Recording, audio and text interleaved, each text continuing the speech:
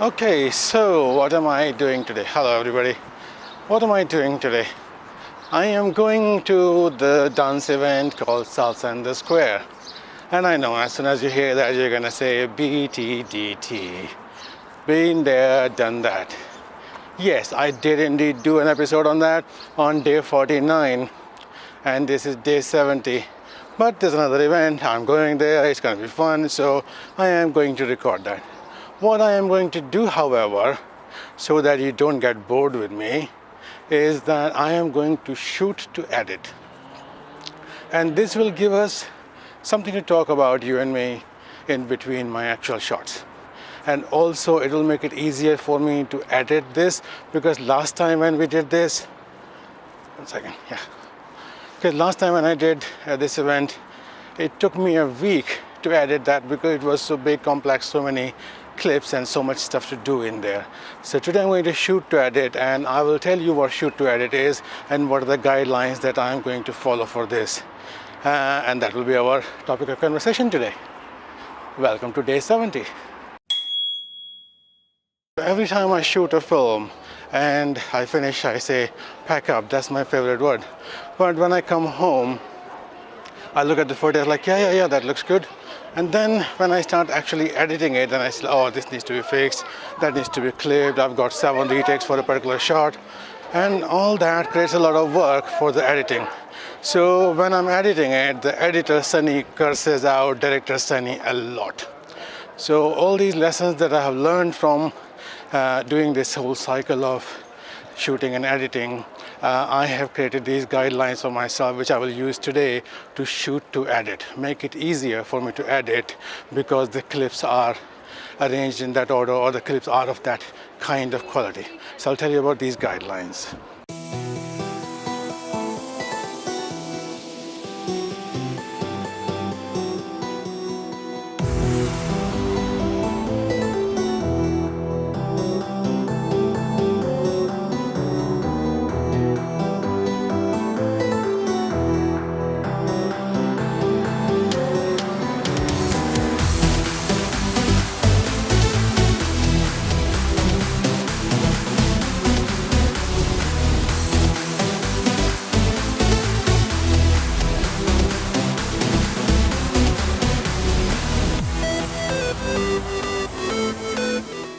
When you actually make a film, you have a whole script and you have a script supervisor, so you know what you need to do by the end of the day, what all you need to finish.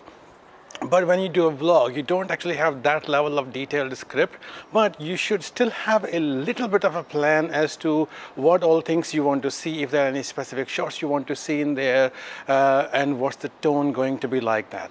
And then when you have the script, you need to plan each shot a little bit more as well. And then while I'm talking about each shot, then let's talk about this thing as well, that the presentation has to be good so that you don't have to fix things when you get into editing. So for example, I have this huge issue where I am always doing the all these mouth noises, so that is not good for the presentation, and then sometimes you have to take these things out, which takes time in editing.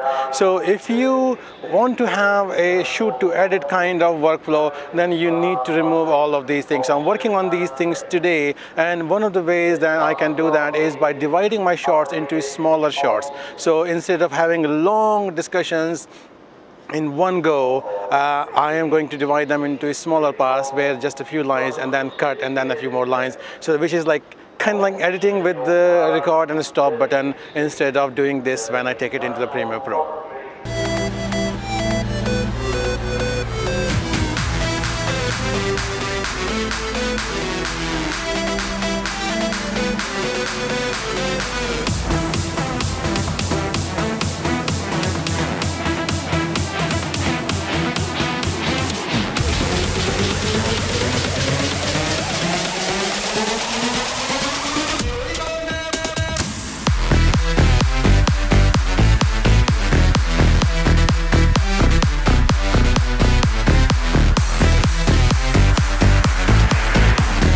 So if I divide this stuff into small parts and then I realize that something has not gone perfectly, either the movement or the light or the sound, then I can just do a retake.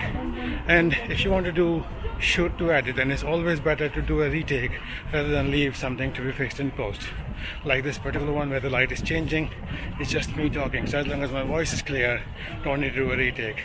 But if I mess something up in my lines, or if I'm doing lots of looking around or things like that, then I will do a retake so that it becomes a usable clip and I can just throw it out of the one.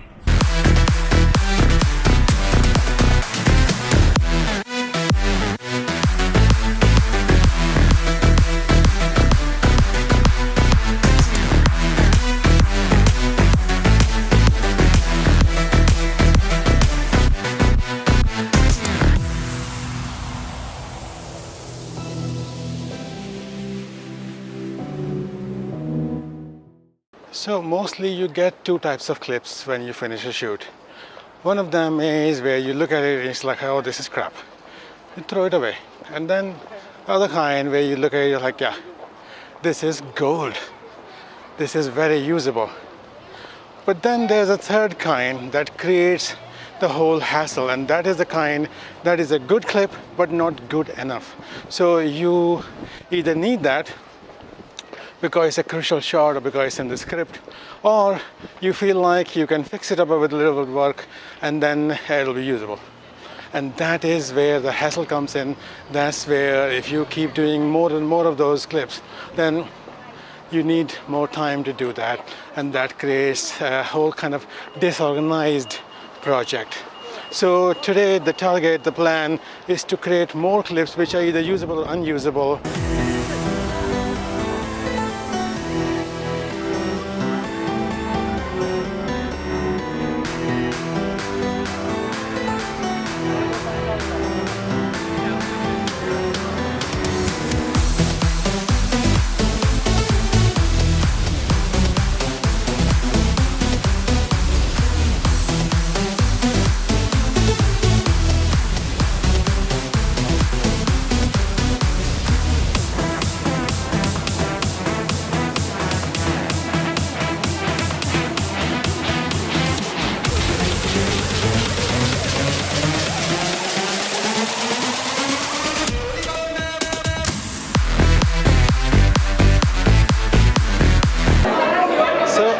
It's time to have something to eat, and we are back at my favorite Zizzi's.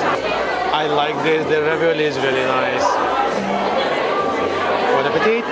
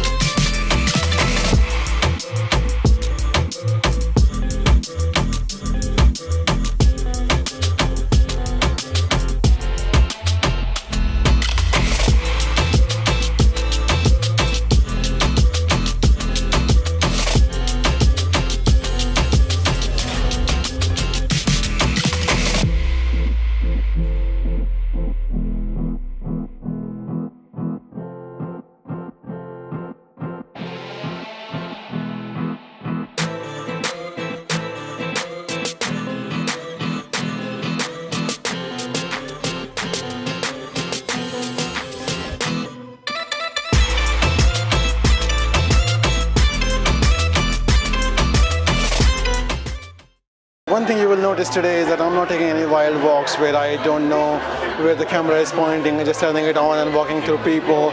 So every time I press record today, it is with the purpose. I know where the camera is pointing and what shot I'm trying to get. Second thing is I am monitoring my shots today much more closely. So every time that I take a shot, I check the audio and I check the video to see that it has come out all right. Otherwise, I'm willing to do the retakes.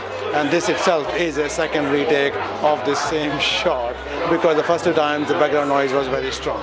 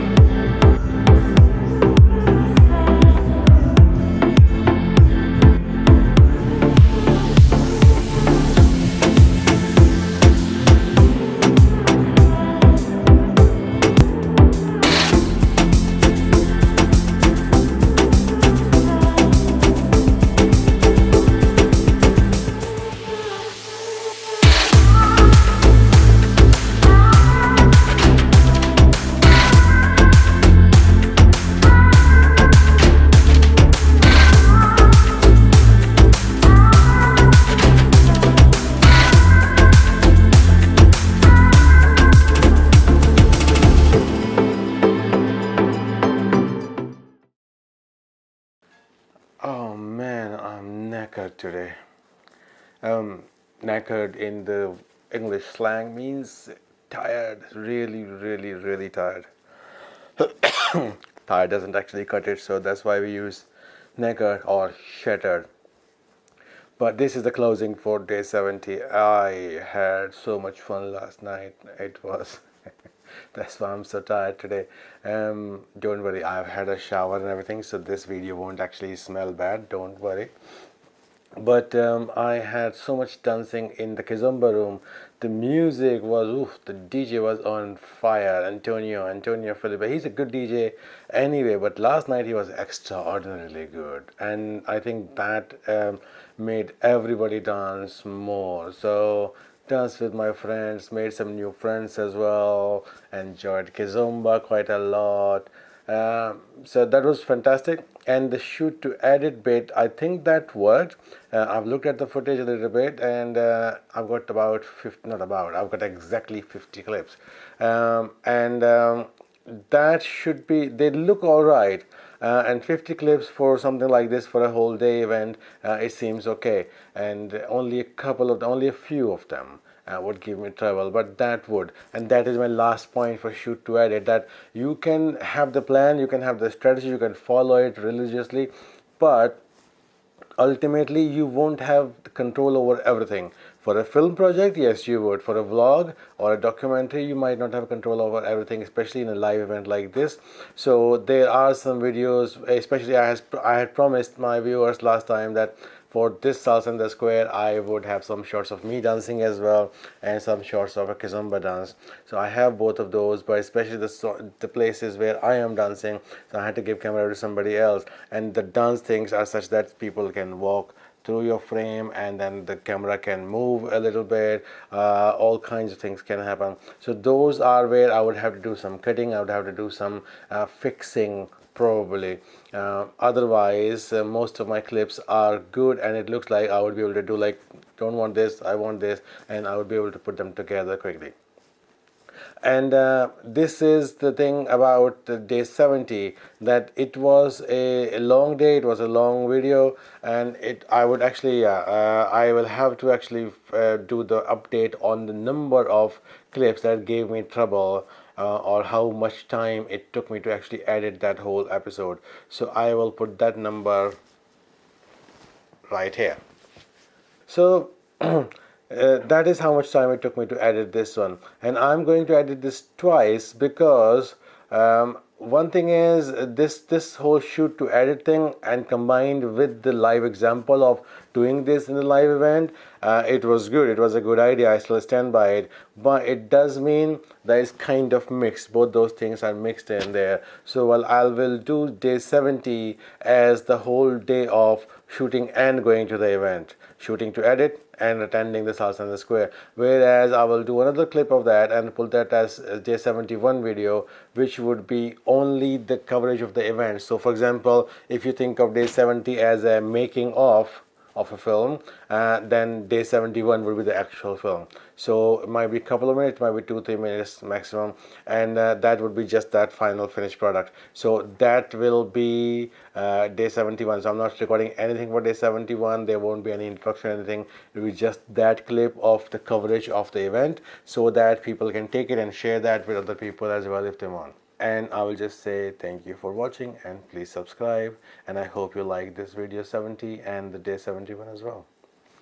Bye.